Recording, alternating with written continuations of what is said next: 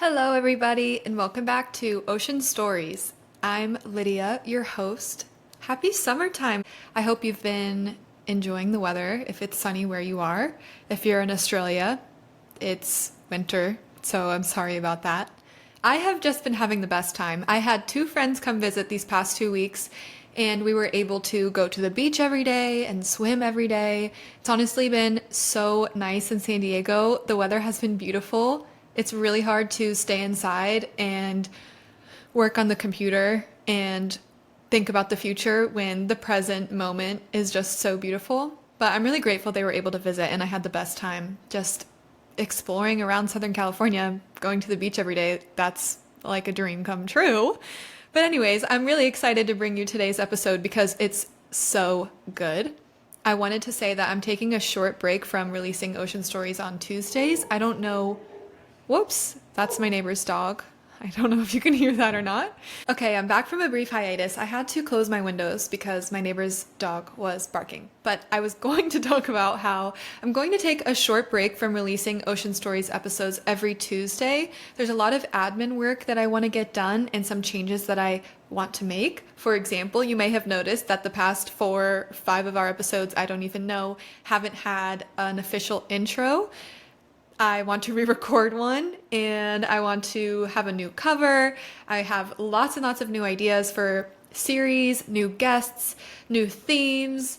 Okay, maybe even a new jingle. Who knows? I might get crazy with the garage band.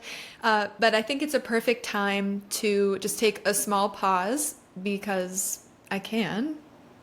This is now a one-woman show, and to reorganize some things. So whenever the next episode is released, we're coming back stronger, better than ever, so I really look forward to that. I also wanted to say I'm leaving on Monday for 2 months. I'm going back to Spain. If you didn't know, let's just talk about me for a second. I'm a sustainable freelance writer, so I do writing for brands in the sustainable space. I basically work in marketing, and that means that I can travel. So I'm really excited to go back to Spain, where I lived for 2 years before I moved to San Diego, to see some of my clients in person actually, and like visit their office and go in, have a little Carrie Bradshaw moment, but also because of course, I'm obsessed with the Mediterranean. I love swimming. On our last episode, I talked about how it's really scary to swim here. Guys, I'm so proud of myself. I've really been going in. We've been facing our stingray fears, but I have to admit, I'm really excited to swim in the Mediterranean as much as I can, where there's no stingrays. Are there stingrays in the Mediterranean? If there are, maybe don't tell me, because I don't even know that I want to know. But I still wanted to release today's episode as soon as possible because our guest is so lovely. Her name is Irene Pancrazi, but she's from Italy, so it's actually Irene. She's a scuba diving instructor. She's also a marine biologist, and she's working in the Maldives for an organization. It's an NGO called Save the Beach Maldives. And we talk about such great topics. I learned so much from her. She really breaks things down into like an easy way to understand, which I need. We talk about heat waves, which I touched on in the last episode, but this one, she explains it a lot better. She actually explains to me what El Nino is, so I don't have to be in the dark on that anymore. We talk about coral reefs' role in basically the existence of the entire Maldives, how carefully they plant and transfer and protect coral, how they engage local communities, and just the issues of transferring knowledge and all of these different things. It's really a lovely interview. I'm so grateful she came on because she's a great storyteller, very passionate, very full of life. I hope you enjoy our conversation as much as I did. As always, thank you so much for your support, and bye until we meet again. Okay. Hello, everybody, and hello, Irene. Thank you for coming on. How are you doing? I'm very good. Thank you for having me. I'm super excited to chat with you. You were already getting ready to tell me about a bit about your life and who you are. So why don't you just let me know, who are you? Sure. So I am an Italian marine biologist. I did all my studies in Italy, and what happened is that my University of Genoa, organizes every year a scientific expedition to Maldives. This means that they bring a bunch of students to the Maldives to cruise the central atolls and collect data and study the coral reefs. And in 2016, I met the founder of the NGO Save the Beach Maldives, which is a 100% Maldivian NGO. And they actually take care of everything that is related to the environment. So they started with beach cleanups, litter audits, then awareness programs, and later on they started getting some interest in the coral reef, to do some coral restoration, and also to do a lot of studies and research in the Maldives. So I met the founder, and he was telling me all about the NGO and all the works they do, and I thought like, oh my god, this is what I want to do. This is exactly what I like. So after that, actually I was still in my bachelor degree. So I finished my bachelor degree, I did my master degree, and I kept coming to Maldives through all the years since 2016, once a year with this scientific expedition. And then finally in 2021, in November, I moved to Maldives. Since then I live in Maldives, and I work 100% now for the NGO Save the Beach Maldives. And together we were bringing on all these programs and some more that are happening or will happen in the near future. Yeah, it's amazing. Very happy now. I love that. I can tell how much you love it. I want to know, did you always know that you wanted to study marine biology? Is that a popular course in Italy? Not really, no. I mean, I always knew that I liked the ocean, but I was not sure about it, especially because actually in Italy being a marine biologist is not really easy because there's not much funding into research. Being into universities is not always easy, and there's not many opportunities. And really the country doesn't invest much in research itself, although a lot of projects are starting, especially from the Europe. So LIFE projects are called, so they're doing a lot of restoration also in the Mediterranean Sea. But it's different when you go tropical, of course. So my mother was very worried. When first I told her I wanted to be a marine biologist, she was like, are you sure you don't want to be a vet or something else or anything else? Can we talk about it much later? But at the end it was marine biology is 100%, so there was nothing to do. What was it like going to the Maldives for the first time? So actually when I came to the Maldives the first time, it was a little bit of an unlucky year because in 2016 there was a huge bleaching event happening all over the world, and it hit the Maldives very badly. So all the corals were white. So corals are basically animals, are colonies of many little animals that you can imagine as jellyfish upside down. Then you make them very small, and many of them together make a colony of coral.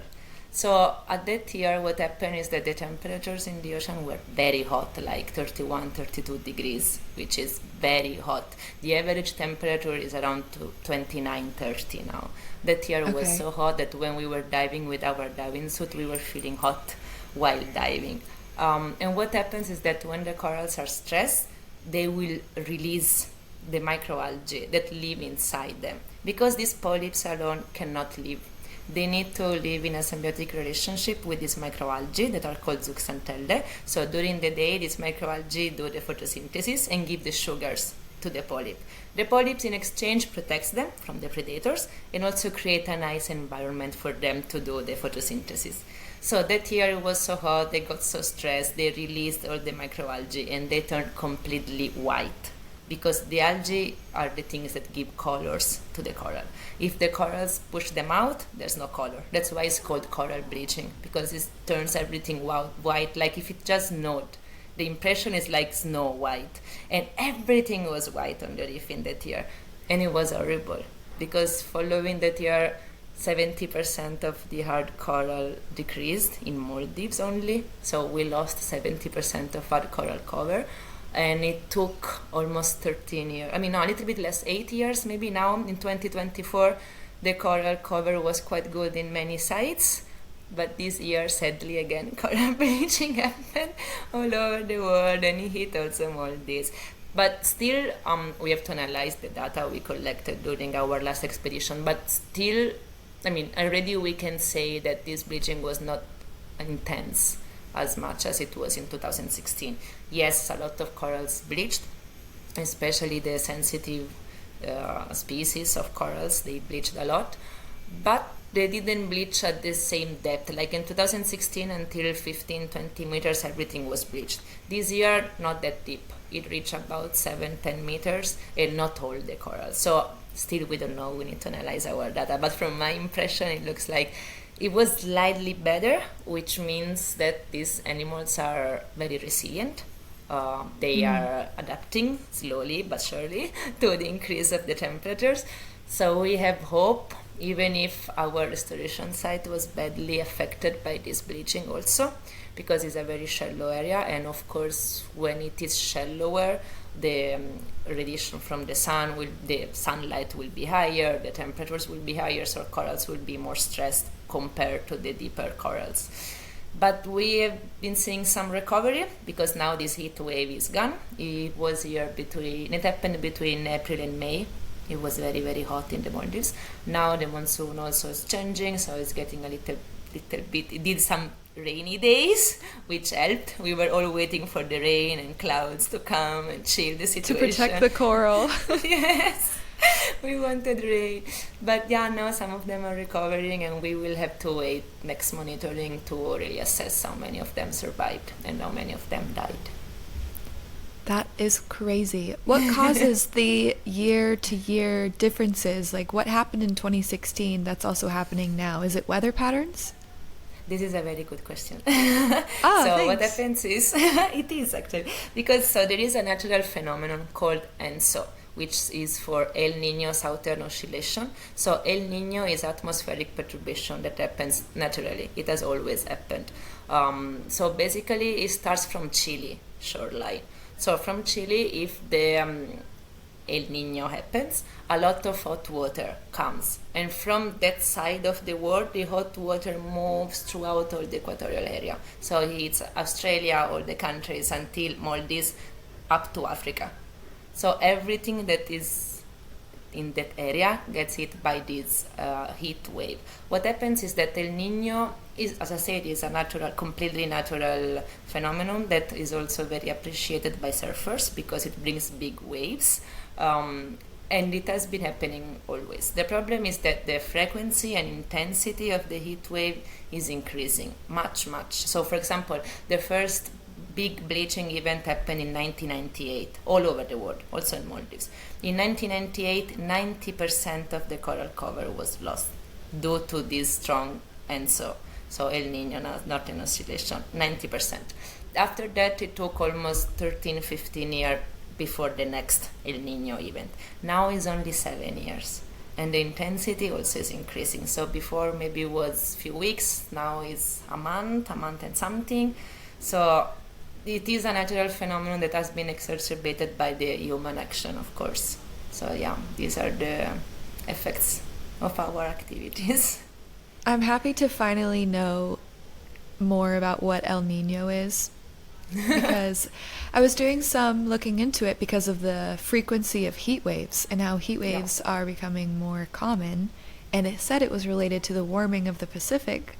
So it was really nice to have you explain that in a knowledgeable way.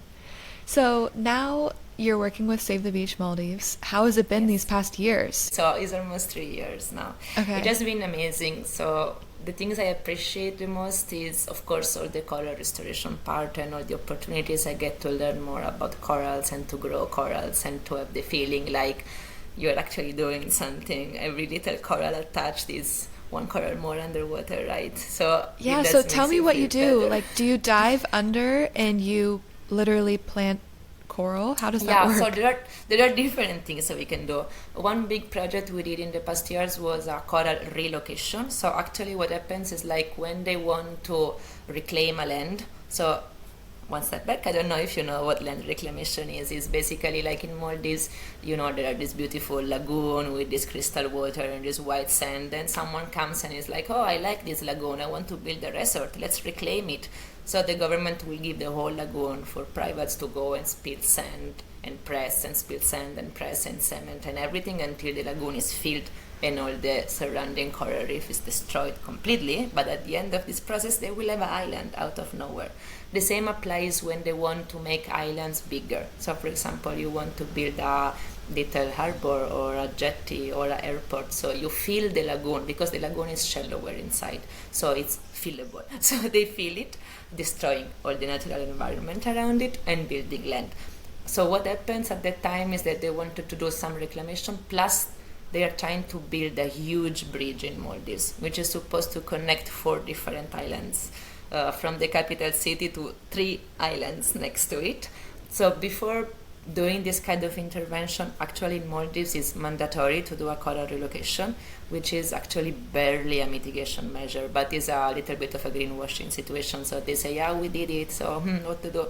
Actually, coral relocation is you call someone to go in the area, collect as many corals as possible, because it's impossible to take all of them, there's just too many. So you take as many as possible and you move them to a safer area. So what you do, you dive with a hammer, a chisel, you go underwater and you literally hammer off the corals from the reef. And I can assure you they are very hard. So it's a little bit of power, you need some strong people. How do they survive? Oh, because they're just a colony. They don't have roots. They are animals, right? Okay. So they have a skeleton that is calcified to the reef. If you break the skeleton, you can move them, and then you have to attach them properly in a safer area. To attach them, you can do so many different things. You can use marine epoxy, that is like clay that dries underwater, or you can use marine cement, that is also drying underwater, or you can frag them. So you can break them in smaller pieces and then attach the pieces on a frame.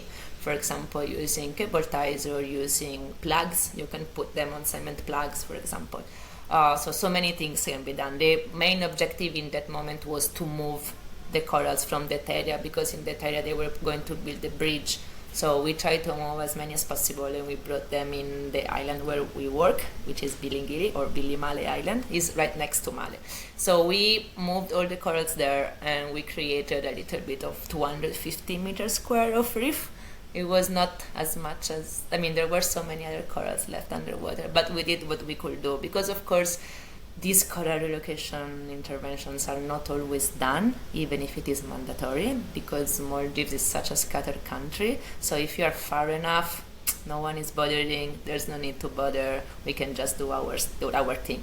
This bridge is happening right in the capital city, so they had no choice, but they had to call us and do it. So that's what we did. We moved the corals. Some of them we attached the whole colony, some of them we frag and we attached the fragments, and they were growing very nicely. Now some of them have been impacted by the bleaching event, but quite a lot survived, so we are quite happy. I would say maybe a 50% bleaching happened, 50-60% bleaching happened, but some of them are recovering, so we are positive about it. So quite literally saving them. Do you transport them by boat? Yeah. Like, do you just put them on a boat? The transport was even more funny. So you detach them, and then we put them inside big crates. So attached to these big crates, there were barrels filled with water. So what we did was to take our scuba equipment and literally push water inside these barrels in a way that air, in a way that the water will go out and the air will fill them. But you had to do it in a very cautious way, that one side is balanced with the other side. So this was the most challenging part, to go and stop together looking with the other person. In this way the crate will be lifted up, and once on the surface we tow it to our island. Going to the incredible speed of 2 knots, we tow them back to our island, and then again sinking the barrels down in a way that the crates were going down, and then from the crates taking the coral back and attaching them. You could also take the coral out of the water and keep them in a tank or container on the boat, but this stressed the corals much more, because they will be in this small water basin. It's a small tank, and then there will be one on top of the other. So when corals are stressed, they release some mucus, so the water quality decreases very quickly. So when then you take them back in the water, they're already super stressed. But how we did it, towing them, they barely noticed anything happen, because they were always in the water. So the polyps were quite happy. We even brought some fishes with us that didn't want to leave the colony.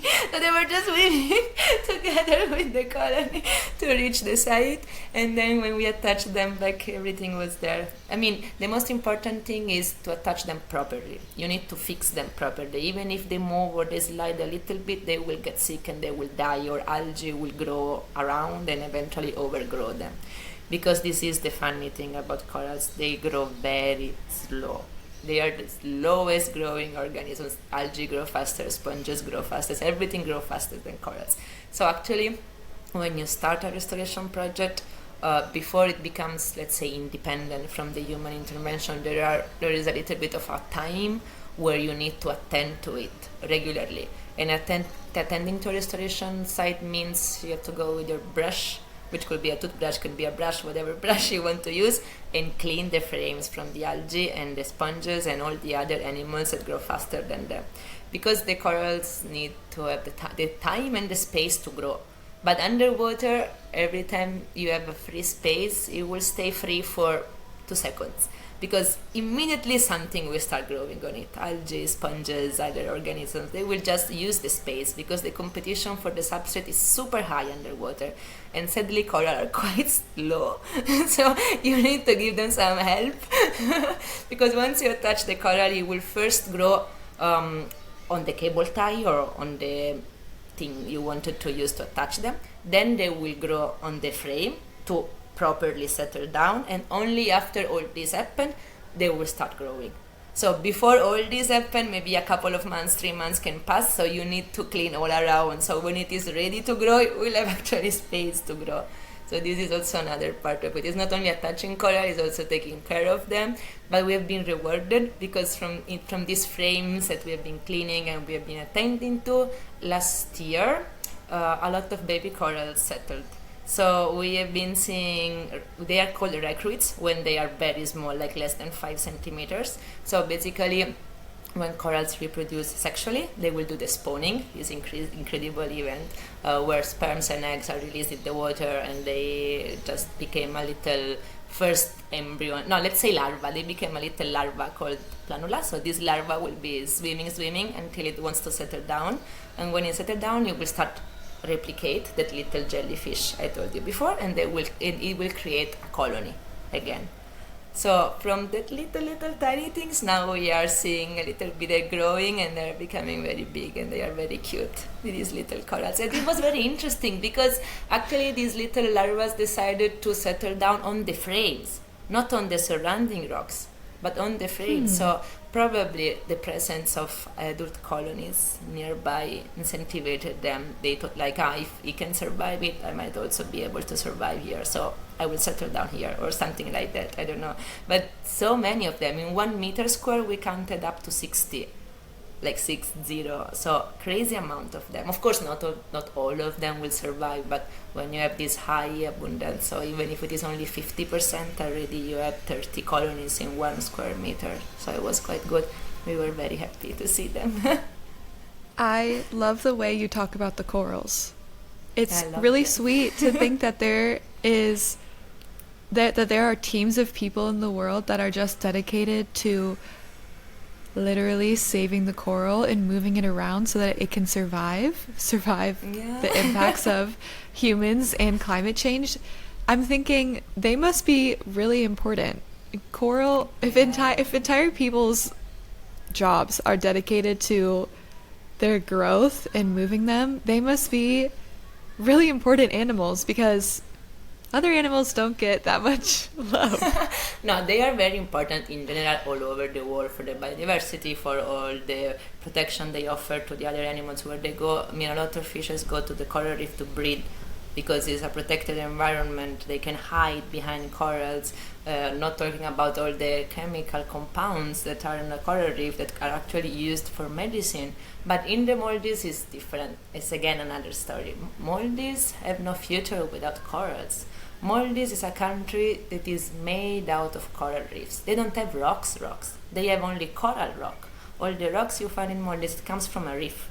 So the let's say the first hypothesis about the origin of Maldives was given by Darwin. So he thought there was this volcano chain that died because there was a movement deep, let's say, of the tectonic plaques. They moved, so these volcanoes died and they started sinking, but coral reefs started growing around them. So between this Darwin theory and nowadays there have been a lot of glaciations periods, so the water has gone and come back, and coral reefs are gone and come back in the Maldives for several times. So the island itself, these atolls, they are all done by this volcano and by coral accretion. There's nothing else. It's just coral reef. And these coral reefs offer protection to the island because the waves will first break on the coral reef and then reach the shoreline with much less energy than if it was straight going to the beach. The rip currents, the tide currents, all these currents are, the energy of all these currents is slowed down by the presence of coral reefs. So if the coral reefs are not healthy, are not there, the islands will not be protected and they will be degraded and getting smaller and smaller. And this is only one thing.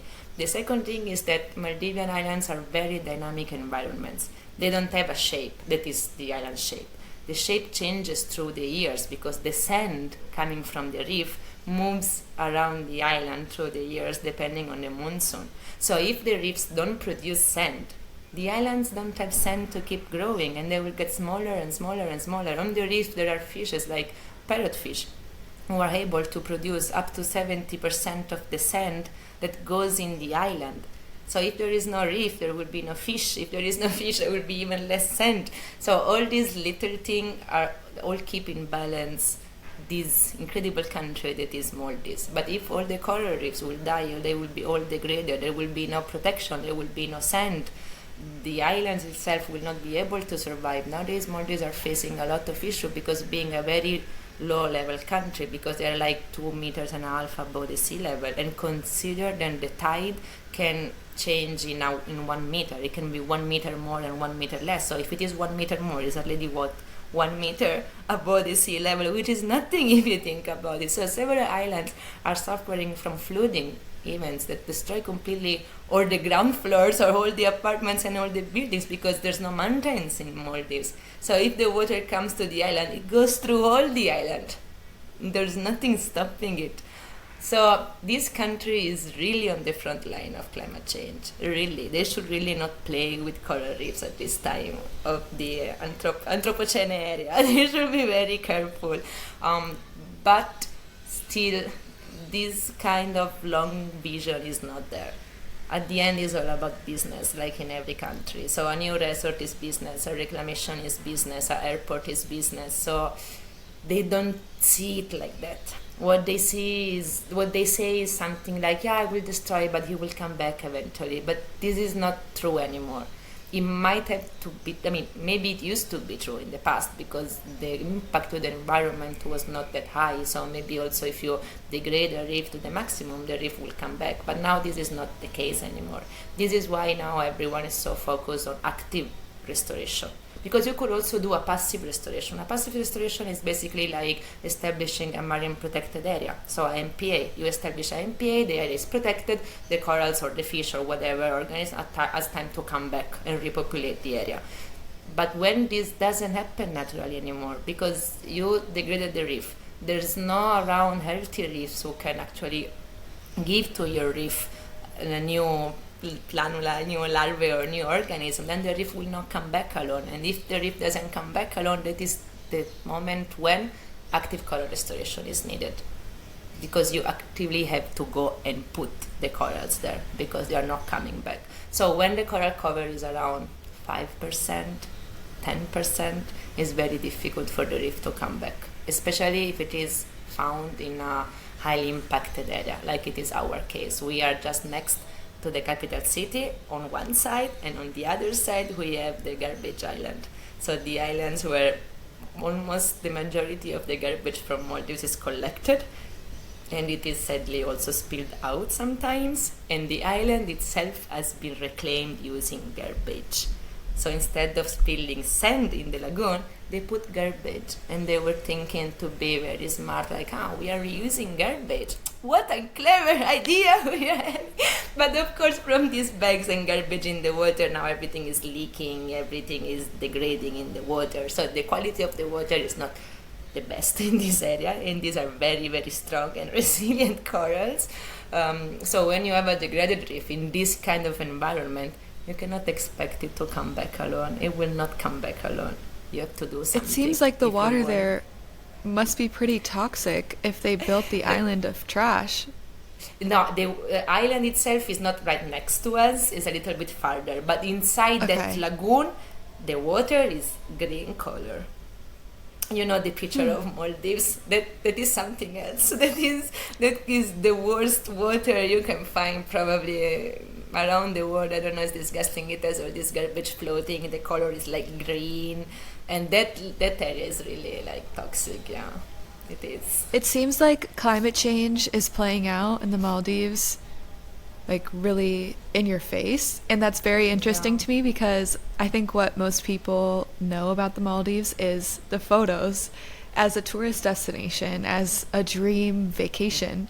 And you mentioned a little bit about new resorts being built, but how does that influence the whole situation of the coral and the new bridges and all of this?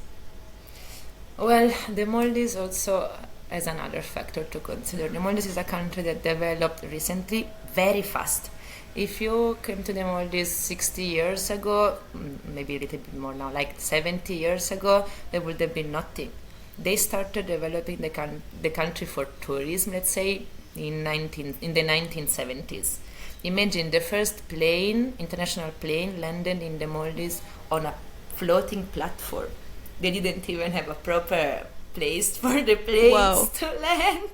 Yes. That's crazy. So, that's crazy. Since the 1970s, they started developing the country at crazy rates, super fast. Because, of course, when tourists started coming to Maldives, it was amazing. It was pristine. Everything was beautiful. The corals were beautiful. The islands were beautiful. Everything was beautiful. So it grew very fast, the tourism in the Maldives. Now, I think in 2022 or 2023, they recorded 2 million people coming in 1 year. So imagine the population is 50,000 people, and that's it. So 4 times the population people came to Maldives on a vacation. So of course resorts and safari boats were the first things who arrived to the country. In the beginning the impact was maybe not too high, but you know when you have massive tourism uncontrolled completely, you just want it to grow, you don't care. You have so many impacts, like not only because of all the land reclamation this is bringing, but also because there are studies that notice that on highly frequented reef, where a lot of divers go for scuba diving, corals are more degraded, they recover slower, they have more disease, so there is an impact from the presence of the divers. And also, there is another very important aspect of the tourism, which is the production of waste. So in Maldives, I'm giving you numbers on average. So on average, one tourist produces something like 3 kilograms of waste. A local produces 1.2. So now multiply 3 kilograms by 2 millions by at least 1 week of staying in the Maldives. This is the amount of garbage the country has to deal every year. And at the moment, like right now, they don't have a waste management in place. This means that since 2020, they were accumulating all the garbage in this island, and now there is a mountain of garbage that they used to burn on the open air until 2020. So there was this black smoke coming out of this island. Depending on the monsoon, it was going towards east or towards west. And now after 2020, it's not allowed anymore to burn on the open air. So they are actually now building an incinerator, which will also produce energy. It will take maybe still a couple of years more to be completed. So for now, they are still accumulating the garbage there. They are segregating, because in the incinerator, you cannot just burn whatever. You can only burn dry waste. So they are pressing and collecting all this dry waste. So when the incinerator will be open, they can start burning. As for the other waste, like organic waste, everything else, still is not clear what they're gonna do. So this is the thing, they accumulate, they keep everything there, but eventually they will have to deal with all this garbage. And a lot of resorts have this buffet thing, so it's buffet means a lot of food waste. So a lot of them, some of them also, they just throw it in the ocean. It's also very expensive to bring your garbage to this garbage island. So some people maybe take the money and then just push it in the ocean when they are in the middle of nowhere where no one can see them. So many things are happening in the Maldives. Of course, now there are some options. There are some resorts that are a little bit more eco-friendly, that manage their waste inside the resort, like they have compost area, or they have places where they do little kind of recycling for glass or little bit of paper. So some of them are also taking responsibilities, let's say a little bit more for this production of garbage, but is very high, and Maldives will struggle to keep up with the production of garbage.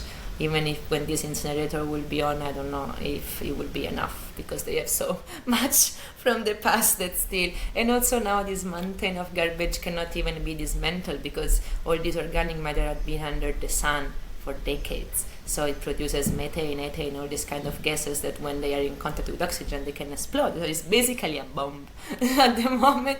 And sometimes it just starts burning alone, auto combustion full, because it's so hot, there's so much organic waste. So it's very gross. I had the pleasure to go to the island several times already, because we want to also know what the waste management plan is, how is it going. So sometimes we go to visit especially when some journalists come.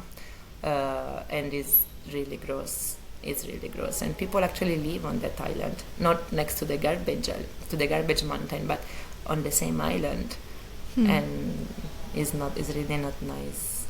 But they enjoy it. I mean, they're not living there because they're forced to. They say it's so peaceful here. There's no one, but still, no, it's very gross. It's crazy. Tourism is such a complicated issue. When you add 2 million people to a place that naturally only had 50,000. 500,000. 500,000. Yeah, without any plans, because I think these places also, you don't know in the 1970s that you're going to become an internationally world-renowned tourist location. It's hard to put into place the correct measures, whatever those are, to capture the waste of the people. In my mind, I see the Maldives as more of a luxury tourist destination. Yeah. So this is what I wanted to say. It's also the tourism also can have a good side. For example, in Maldives, like as you said, it has been developed as a luxury tourism destination because they wanted it like that. But since 2010, they allowed to open guest houses, which are basically hotels on local islands. So this was supposed to help the economy of the community, because these resorts are foreigners investing money in the Maldives, so the real community is not really getting much money out of it. So to make the community part of this big business, they allowed them to open these hotels on local islands. And something changed, because the moment the guests came to the local islands and they saw the beaches being trash everywhere, garbage everywhere, they started complaining. And when they started complaining, the locals had no choice but to clean the beaches, to keep the environment clean. When the divers were coming to Maldives and there were no sharks to see, they had no choice but to protect the sharks, to protect the dive sites. So there is a big negative effect, of course, because there's just too many people, and as you say, there's not rule, it's not really controlled. It's just like a crazy wave of people coming and doing whatever they want to do and leaving. But in some cases, for some little details, it might also have helped something. In some cases. Yeah. A lot of resorts now, they are not doing buffet anymore. They are doing a la carte. A lot of them are giving bamboo toothbrush, everything in bamboo. They're not doing plastics. They don't even give plastic bottles to the guests. So there is a slight tendency to go where you're saying, because now tourists are more aware. They don't want to go in a place where everything is made of plastic, where they produce a lot of plastic, where it's not nice. Also for your Instagram stories, it's not nice. It's nicer to have the bamboo toothbrush and be like, I'm staying in Maldives, this is my bamboo kit. So there is also something happening, but it's a very long journey. It's gonna take very long. It's not gonna change in one day. For sure. What has it been like for you working there day in and day out? Well, for me, it's frustrating sometimes, like when you see these beautiful reefs and then they tell you, yes, all this will be destroyed in 2 weeks. You feel like I have to do something. Yeah, Let's that's go here, horrible. and it's That's horrible. I just defeating. come. Yeah, I know. I mean, you feel frustrated quite often, especially because the government is not really caring much. They don't really support. They don't really help. So a lot of situations can be frustrating, but I work with an amazing team, and we are all very passionate, and when we talk about corals, it's all like me. So we really love what we're doing, and we believe in what we're doing, because this is also the other thing. Like, so many times I've been asked, but do you think coral reefs can make it? Do you think the work you're doing has even a meaning? Is it even gonna make a difference? Is it even gonna help? You have to believe in the process. You have to trust the process if you want to achieve something. So I'm not saying I'm making the difference saving this one coral, but if many people like me do what I am doing, then we are making a difference. So in this way, I believe that each of us can make a difference, because each of us is a little part of that community who is supposed to do something a little bit. And this is one part of working with Save the Beach that I like a lot, is the work with the community. So we work with the local scout group from the school in the island, and these kids are just amazing. They are amazing. They come to us when they are maybe like 10, 11-ish, or even older, maybe 12, 13. They don't even know how to swim sometimes, because their families are not bringing them in the ocean. So first we teach them how to swim, then we teach them how to snorkel, then we teach them how to identify fish, how to identify corals, and then they are just eco warriors. At the end of it, we meet with them weekly, every Saturday, and they are just amazing. They are amazing. Just recently, I had the opportunity to have them giving me a presentation about coral reefs and Maldives, and I was almost crying. I was like, yeah, it's true. Let's protect the corals. They are just amazing, and it's so rewarding to work with the community, because this is the most important thing. It's not about people coming from abroad to save the country. No, the country can save itself. We just need to make these people more aware, to give them the right opportunities to learn. Consider that, oh my god, last one, sorry. Consider that in Maldives they had universities since 6 years. There were no universities before. To study, they had to go Malaysia or Indonesia or India. There was some agreement between the countries. So just recently they opened few universities. They are all in the capital city. So you have no choice. If you want to go to university, you have to move.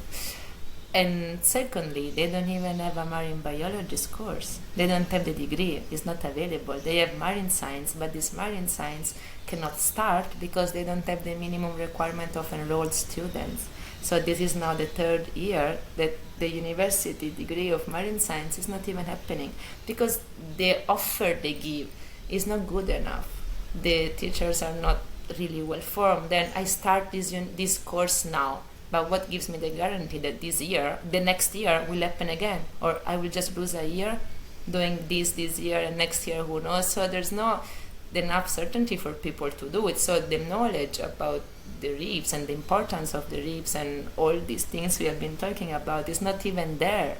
Of course, around Mali City, because it's the capital city, there is a little bit more aware, more knowledge, because there's NGOs, people talking about corals all the day, all the night. But Maldives has 1,200 islands, and there's a lot of people around the country, and they are not aware. When the government comes to the council and say, I will build you a new bridge, I will build you a new airport, I will build you a new port, they don't talk about the damage that is coming to the reef and to the island. They don't make them aware of it, because for them it's business. Out of reclamation, how much money they can put in their pockets. So who cares? It's not really important if the community doesn't know that they're gonna lose a beach on one side because the movement of the sand will be disrupted, or that the reef will be dead, so they cannot catch fish that nearby. They have to take a boat and go farther. All these little informations are not there. So I think that working with the community is one of the most important thing, and one of the best thing we are doing with Save the Beach, because once you explain to them, when they are fully aware, then you can see like, now I understand. And especially working with kids for me is the most important thing, because they will be the people who will be there in the future, right? So they are the people who need to know why coral reefs are important and why they should protect them. Because if you don't even know what they are, they don't even know that corals are animals. They don't know, because no one has been teaching them. So why they should protect something they don't know? So yes. That is Sorry. super inspiring. No, I love it. It's really inspiring and interesting about the university, and it's sort of like a loop. Like nobody can learn about it because nobody will sign up, but nobody signs up because nobody knows anything about it. Or people do know, but the education is growing. Especially the new generation, like the kids that are now between 15 and 30 probably. Now they're much more aware. They are the generation who has been diving a lot, who has been and they're seeing witnessing the underwater too, world. probably. Exactly. So this generation is the generation who has been funding and starting NGOs all over the islands. Every island will have a little NGO, kind of NGO, even if not properly registered, but there will be a little team of people trying to preserve the reef, trying to clean the island, because now people are getting more and more aware. People are learning, especially with internet, with Netflix, all the documentaries, all the opportunities that now these new generations have to interact with the rest of the world. So they're seeing different things, they're learning more things. So the change is happening. Again, it will require time and it will be a long journey, but I do think that now they're a little bit more aware. Of course, you will meet the people who don't care, even if they understand, even if they got it, they just don't care. But it is everywhere in the world. In Italy, we don't let's not talk about Italy, so I can understand. The important thing, I think, is always to send a message. Then who will want to listen will listen. Who is not interested and will never be interested, there's nothing you can do about them. But to share the knowledge, to explain to them, there will be some of them who will be inspired by it, who will become really passionate about it, who will study about it. So this is a part that I really like about Save the Beach. I love it. Who is going to answer the call, the superhero call? Yeah, exactly. What keeps you inspired and optimistic about the future of coral? I guess the future generations you touched on. Yeah, the future generations and also the corals themselves. I've been growing them now for a while. I've seen these little recruits, these little baby corals coming. I've seen them getting sick and healing. I've seen some of them getting sick and dying, but they're strong. They're very resilient animals. And now I see there's a lot of people interested in it that really want to study, really want to understand how to protect, how to preserve. Still a minority, of course, still the world is full of injustice, still they will do reclamations. I'm not saying because of my work Maldives is safe, but I want to be a little part of the big community who is trying to do something. And I think that if we keep it to a community level, then there is hope, there is something we can do. One person cannot do it, but if we find a way to work all together to convince enough new generation people to wanting to do it, then I think we can do it. Why not? I love it. Your ocean story has been so beautiful, and you succinctly explained so many topics. I feel smarter about what coral actually are, what El Nino is, and what's going on with them. So I'm excited for people to listen to this and understand that a bit better. As our last question, we always ask, what is your favorite ocean story? No, if it is my favorite one, but for me it was the strongest one. So in the Maldives there is a blue hole. A blue hole is a karst hole, let's say, that created through all this glaciation. And it's basically a very big hole, very deep. It goes up to 70 meters. And we went there for our scientific expedition. And it was Ramadan period, so you have to know that during Ramadan all the bed spirits are closed, are chained. They cannot be on the earth. And I was underwater surfing with my buddy, who is also the co-founder of Save the Beach Maldives. And we were there collecting data, and then I heard a voice of a kid singing, and I thought he's singing. He must be singing, and it was doing something I was hearing something something I don't know, like a lullaby. Underwater, you were hearing it? Yeah, underwater. And I was like, why is he singing? We are collecting data. This is awkward. Okay, anyway. Then we finished completely. We went up, and then I went to him, like, why were you singing? And he was like, no, why were you singing? And he was hearing exactly the same tune that I was hearing. So I don't know, I felt like it was a communication happening between the ocean and us. It couldn't be Was a it the bad coral? spirit because I don't know, something was trying to maybe motivate. I don't know, who can tell. But at that time I was like, what do you mean you were not singing? And he was like, no, really, I was not singing. And I was like, it was a strong experience when he told me that he was not, and it was only me and him underwater because everyone else was doing, I mean, in that area, because everyone else was diving much farther. So it was very awkward. Yeah, that is my ocean story. I mean, the ocean undoubtedly has a very spiritual element. So it doesn't does. surprise me that there would be some Sounds or strange something. noises, Yes. some feelings, something, sometimes True, creepy, true. sometimes beautiful. True, true. This is very spiritual. Well, thank you so much for your time and for coming on and explaining all of these things. It was so lovely to talk with you and to hear about your life and your work. I can just say, don't give up on the ocean. It needs everyone's help, everyone's support. It has been taking a lot from us, and it actually did handle a lot for us. But now we reached a point, I think, where it cannot handle it. So now is the time for us to take care of the ocean.